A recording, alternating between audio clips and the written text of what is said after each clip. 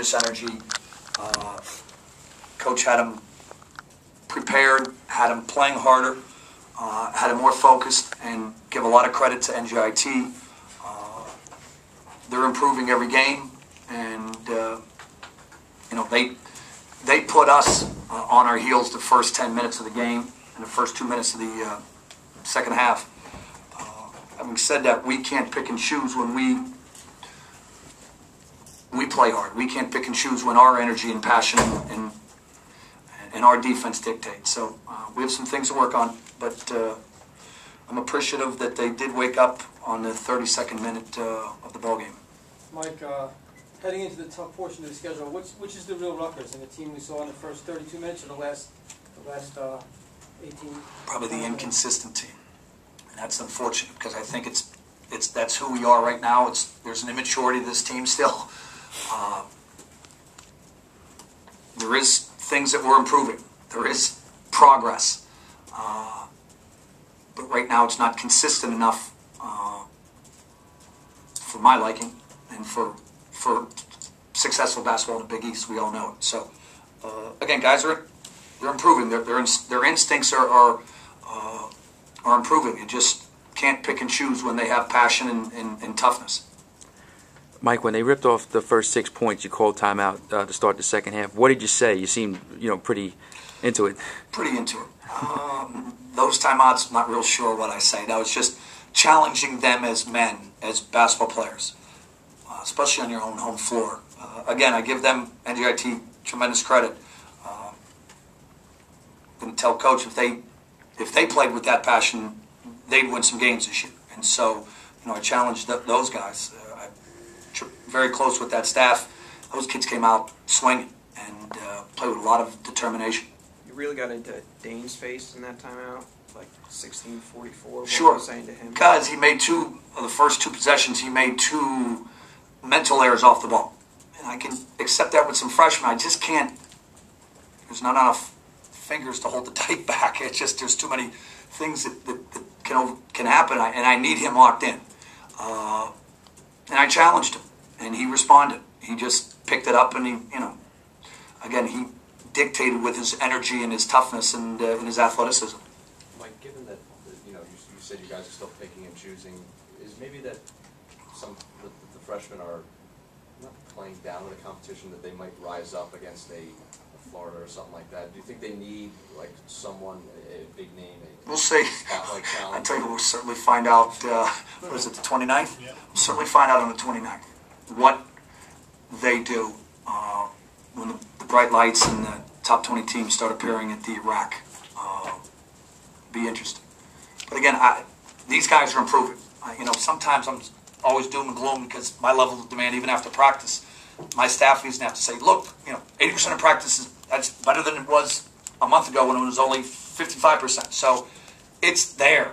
Guys are instinctively doing things. Even Greg and Derek are, they're freshmen and they're improving. And I want them to be great all the time.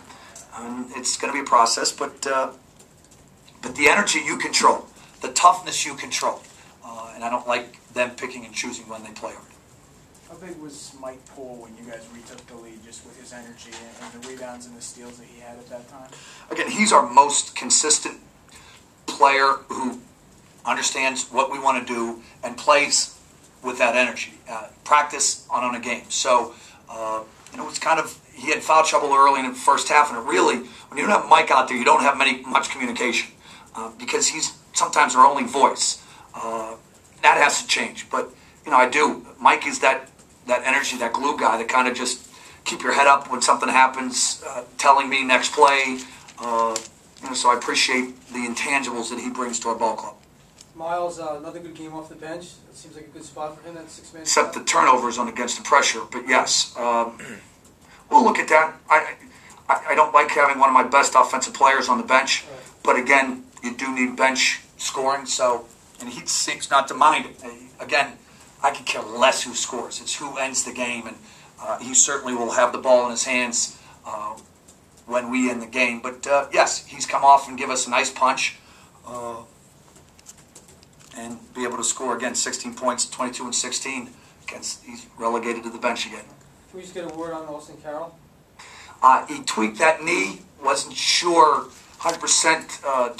2 days ago, he took off practice. I just want to make sure he's comfortable playing on that knee, cutting, and because again, that was the same knee he did last year. Mike, the fact that you say they're picking and choosing, is it a good thing though that they're choosing at points when they're down to pick it up and not hanging their heads? Like Good teams don't do that. You know that. Right. You watch enough good basketball. But the fact that they're at least responding. Yes. If you don't have a response, then you're really in Right. trouble. And so yes, They're not just they're not just waving the white wilting. flag. Yes, they're swinging. They're coming up, getting off the mat, so to speak.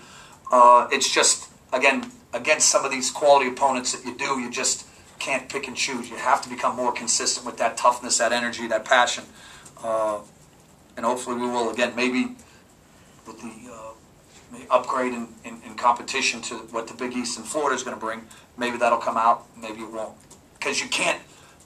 You know, we were down 8, but we'll be down 28 to a top 10 team. Given the circumstances with finals wrapping up and Christmas a couple days away in Iraq, that was, I mean, less than half filled. How much do you think that contributed to the first half? Yeah, I never think of those things. God, it's a college basketball game. Like, if you can't play hard, you have 31 of them. You're in Iraq. You're beautiful. You got beautiful Nike gear on. Like, representing Rutgers. I really never think of any of that hogwash, other the stuff that you can't control. You play. It's college basketball. You can't get up and play hard and with passion and have fun playing college basketball, then you're in trouble in life. And so I'll make sure I tell my players that.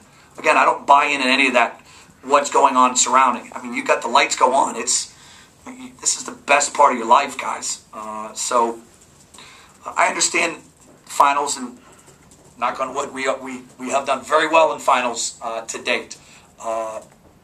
Maybe take some out of them, but again, NGIT went through finals. It's just something you gotta control your energy. Mike, Eli didn't have his best game shooting, but I think he had 7 rebounds, 5 assists, something like that. Is it good to see, him producing in other areas too? It was great to see him defending, because usually Eli, his energy level, based off of if he's making shots or not, and so that's a sign of maturity. That's a sign of improvement. He took ill-advised shots in the first half. We wanted to shoot. We wanted to shoot our shots, and so. But it didn't stop him from doing some of the other things. Like you said, rebounding, 5 assists, 2 turnovers is great, and he's just tough to handle. He's got to make, not making shots, you got to make free throws. And for him to go 0 for 2, 4 for 8 is not acceptable. More questions? Thank you, Coach. Thank you. Have happy holidays, everybody. Merry Christmas.